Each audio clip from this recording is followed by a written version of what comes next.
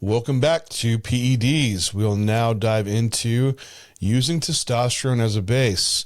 So I know you've stuck through all the endocrinology, pharmacology, probably deeper than you thought you'd ever go into estrogen and DHT, but all to get back to this root application of using testosterone. And through all that, what we've learned, have well established why testosterone should be the base for a cycle design. And now we're going to really get into the guts of using testosterone. So we'll first just kind of give the overview of why testosterone would be the first to be deployed, even over orals or SARMs. How we're going to look at dosing if someone's brand new, first exposure, and have never used testosterone at all before.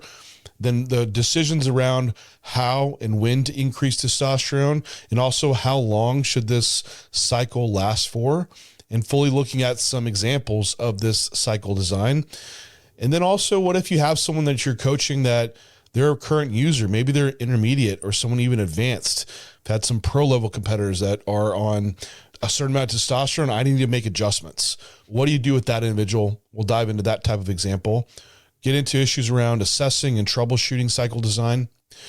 I want you to also understand steroid esters. As we're getting into selecting testosterone, we're also going to need to select an ester and decide on how often are you going to be injecting, where are you going to be injecting.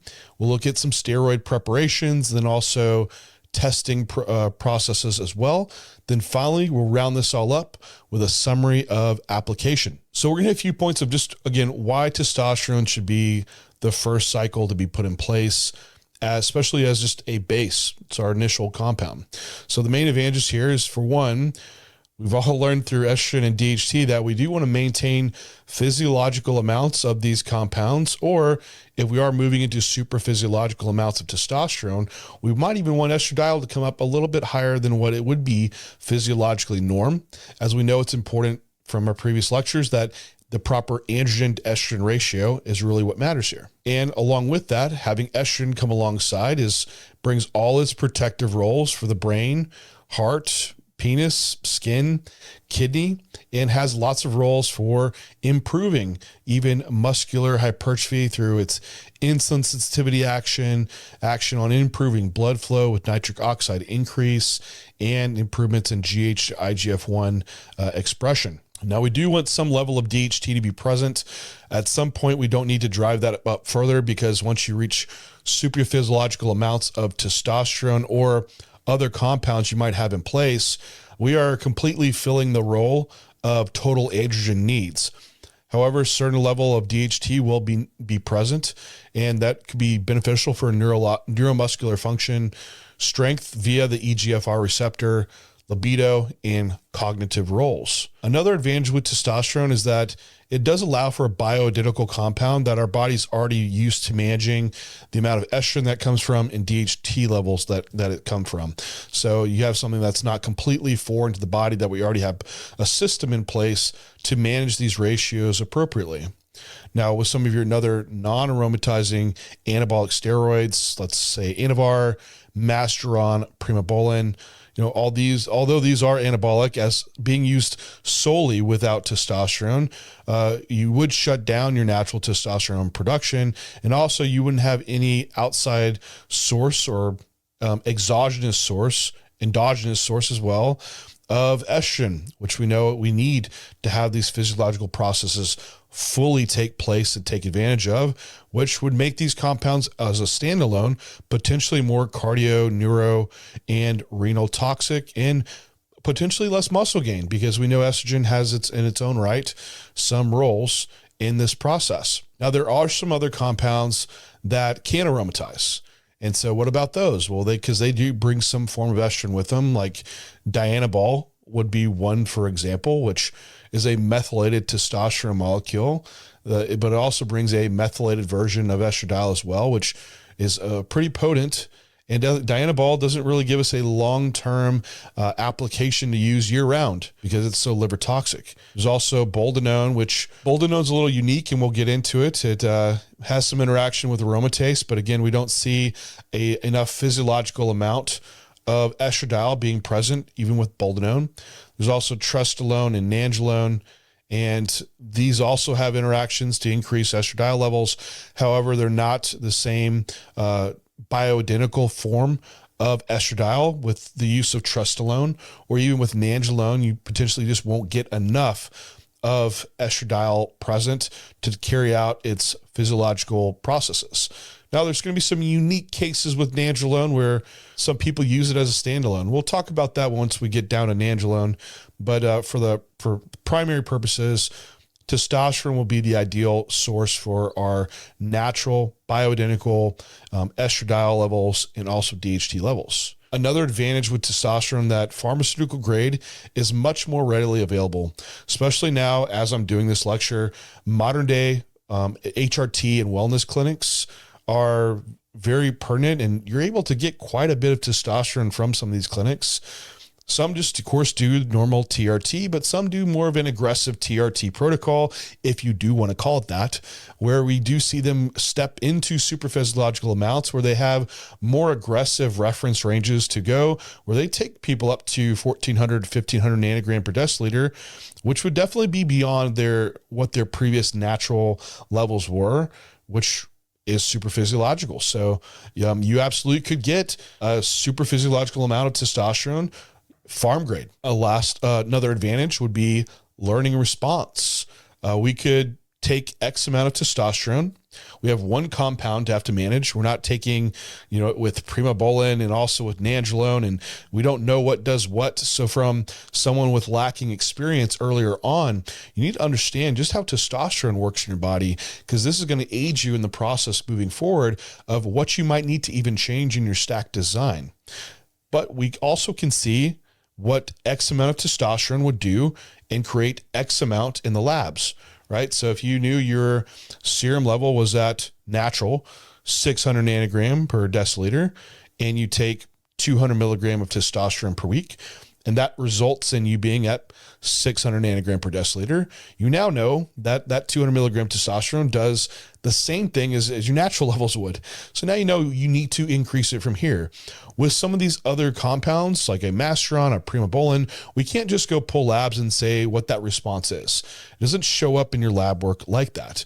So it does create a bit more simplicity in being able to have an accurate assessment for someone that is starting out as well. Another advantage, and a big one, that comes about with a lot of these other compounds is, are you getting the real compound? Most of these might not be farm grade or even currently a FDA approved drug. So in that case, you're having to source them from underground laboratories, which bring into question quality. With quality, you might not be getting what you hope to be getting, or it might be underdosed. Testosterone is a relatively pretty cheap compound, and if anything, you're going to find it be underdosed potentially, but it's very much less likely to be faked than something that's expensive, say like primobolan. So lots of advantages to be able to use testosterone as a base in your cycle design. So why not just use an oral steroid instead as a first-time user, or SARM? And honestly, this is probably most people's first exposure. It was mine, to be honest, naively so, because I came about when a lot of oral steroids were being sold as pro-hormones at a supplement stores, and it was an access thing. And we see the pros with using an oral steroid or a SARM is that access. Like some of these you could maybe walk into a supplement store, you can order from a research chemical site, and it's pretty easy to get. Also a lower barrier to entry than using an injectable. Like when I was younger, injectables seemed like really hardcore. That's like way over the top. Like that seems more dangerous. When in reality, continuing to do oral cycles is probably the most deleterious to your health. So I think it's a bit just being naive, not ready to take the full steps. But as we'll see in some of the cons, that it kind of leads anyway down that path. Even being younger and having taken these oral steroids, well, this is something that I want to continue to do. The gains were fun. And also I wanted to eventually be a pro bodybuilder. So that just leads to the same path of using injectables. Now, to start on some of these cons. So the thing about a lot of the SARMs, at least for speaking to SARMs, is that for a meaningful result, the dosage you have to increase it to doesn't offer any other advantage over just an oral steroid for that matter. So a lot of the SARMs, they're clinically have been employed in older individuals and looking for just increasing functional strength, trying to maintain muscle mass. So to the level of someone young and healthy with optimal testosterone levels, also trying to build a superhuman amount of muscle mass. The amount you need to run, it would pan itself out to be very deleterious to the health and this not create that gain that you would be hoping to see. Also, as you raise the dosages up on SARMs, SARM being a selective androgen receptor modulator, so they're supposed to be just specific, ideally only to the androgen receptor, but also to skeletal muscle, but they lose selectivity and become just as androgenic as some of the oral steroids as well. So they're not just pure anabolic substances. Now, through raising that dosage up, you also are going to shut down that HPTA axis, just like an oral steroid would, leaving yourself with low testosterone level and no source of endogenous estradiol production or DHT for all the health benefits that we previously mentioned. At those dosage levels, we also see the same type of lipid skewing and liver toxicity that we do see with oral steroids as well. And so upon stopping this type of compound, you're going to need to restart your HPTA. And what does that mean? Well, you have low hormone levels at this point, which means you'll lose that progress you made on that oral steroid or that SARM. And then you restore your natural levels up. And then are you going to do it again? Well, then you're going to go right back to suppressing your levels all over again. And during this on and off process, what happens is your testosterone level is going to have a harder and harder time coming back. The testes get exposed to oxidative stress just from the oral steroids or really any steroid for that matter and get damaged over time to where they're not able to come back fully. Maybe they come back so much, but not all the way. This eventually, if you keep doing it, will lead to you needing TRT. Anyway, if you're planning to take down this path and want to be a professional bodybuilder or compete at that level, injectables would be the way to start. And even though you think, well, I want to make sure I can keep my fertility, well, there's ways that you can do that. But I would say go all in on the process that's going to lead to having better progress. And also, I see this route being higher risk and more deleterious to your health with hormone fluctuations, not to mention the side effects from just the psychological bout of having gains drop off and hormones drop off, then raising them back up versus having more stable serum levels throughout. Another issue, and this could go the same way if I feel like less likely than starting with testosterone, but many SARMs and oral steroids could be unreliably dosed or even counterfeit for that matter. There was a study that reviewed a bunch of these different products on the market.